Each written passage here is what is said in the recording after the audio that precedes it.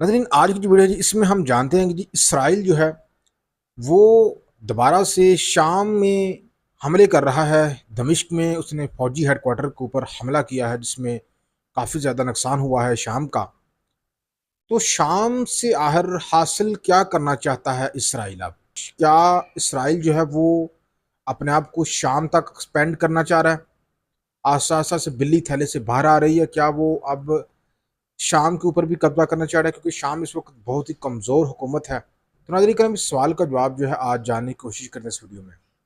دوسری طرف شام کی جو حکومت ہے وہ ایک وہاں کا مذہبی گروہ ہے دروز، ان کے ساتھ بھی وہ برسر بیکار ہے۔ اسرائیل جو ہے اس قبیلے کی حمایت کر رہا ہے۔ آخر یہ دروز کون سا قبیلہ ہے؟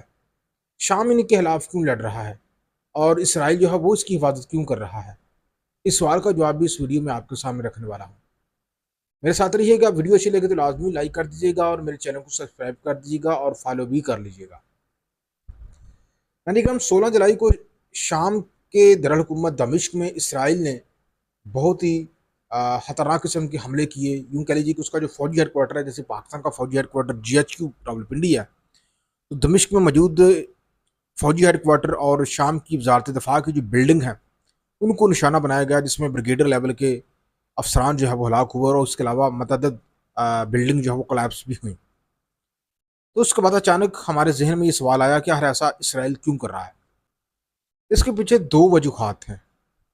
پہلی وجہ تو یہ ہے کہ وہ کمیونٹی جو کہ دروز کے نام سے جانی جاتی ہے، یہ کمیونٹی جہاں پہ اس وقت جنگ ہو رہی ہے، شام کی آرمی اور اس کمیونٹی کے درمیان، اس صوبے کا نام ہے سویدا، یعنی کہ جنوبی شام کی طرف یہ علاقہ ہے اسرائیل کی سرحد کے ساتھ۔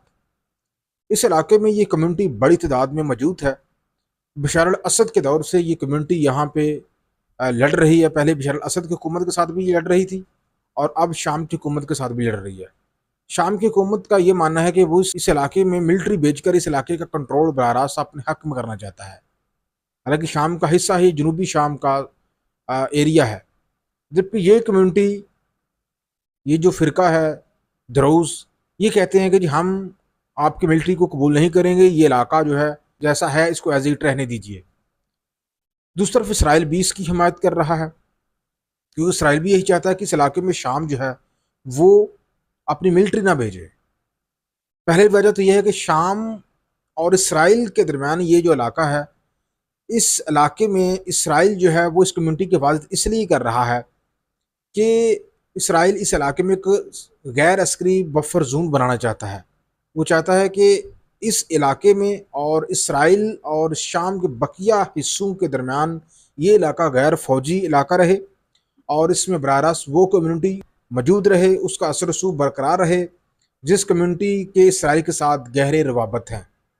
اب یہ سمجھ لیجیے کہ یہ کمیونٹی کیا ہے۔ یہ دروز جو ہے ناظرین کرام، تقریباً 10 لاکھ کے قریب یہ لوگ ہیں، ان کا اوورال جو ہے 10 لاکھ کے قریب ان کی پیروکار ہیں، اور یہ سیریا، لبنان، جارڈن اور اسرائیل میں یہ مقیم ہیں، اور تقریباً 5 لاکھ کے قریب یہ کمیونٹی جو ہے وہ شام میں بستی ہے، اس حصے میں سویڈا میں، اور 1.5 لاکھ کے قریب یہ لوگ جو ہے اسرائیل میں بستے ہیں، گولان کی پہاڑی میں بستے ہیں اور اسرائیل میں بستے ہیں۔ اسرائیل کی فوج میں بڑی تعداد میں یہ لوگ موجود ہیں، اور اسرائیل اس فرقے کے لوگوں کو اپنا بہت زیادہ ہمدرد اور وفادار سمجھتا ہے۔ تو اس وجہ سے ناظرین کرام، اسرائیل جو ہے اس فرقے کی ایک طرف حمایت کر رہا ہے کہ یہ کمزور نہ ہو، کیونکہ اسرائیل کی ملٹری میں یہ لوگ لڑ رہے ہیں فلسطین کے خلاف، لبنان کے خلاف، اور جہاں جہاں پر بھی اسرائیل کہتا ہے۔ اور دوسرے نمبر پہ اس کے ماننے والے جو لوگ ہیں یہ بڑی تعداد میں جنوبی شام کے صوبے سویڈا میں رہتے ہیں۔ تو اسرائیل کا یہ ماننا ہے کہ اس کمیونٹی کے جو مفادات ہیں اس کو دھچکا نہ لگے، اور جنوبی شام میں جو شام ہے وہ فوج نہ بھیجے، یہ خطہ جو ہے وہ غیر عسکری رہے۔ اس طرح سے جو اسرائیل کی سرحدیں ہیں وہ بھی محفوظ رہیں گی، کیونکہ اس خطے میں بسنے والی جو اقلیت ہے دروز، ان کے اسرائیلی یہودیوں کے ساتھ گہرے روابط ہیں، گہرے تعلقات ہیں۔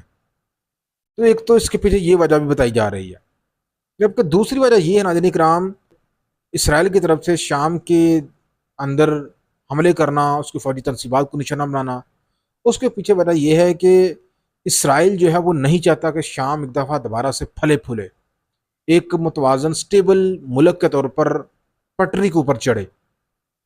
وہ نہیں چاہتا کہ یہاں کی ملٹری مضبوط ہو۔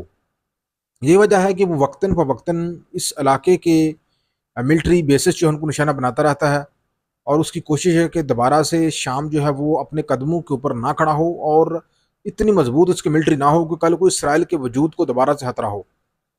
اس کی وجہ بھی یہ ہے کہ اسرائیل نے گولان کی جو پہاڑیاں ہیں ان کے اوپر ناجائز قبضہ کر رکھا ہے، اور یہ جو پہاڑیاں ہیں یہ اس کی ملکیت شام کی ہے۔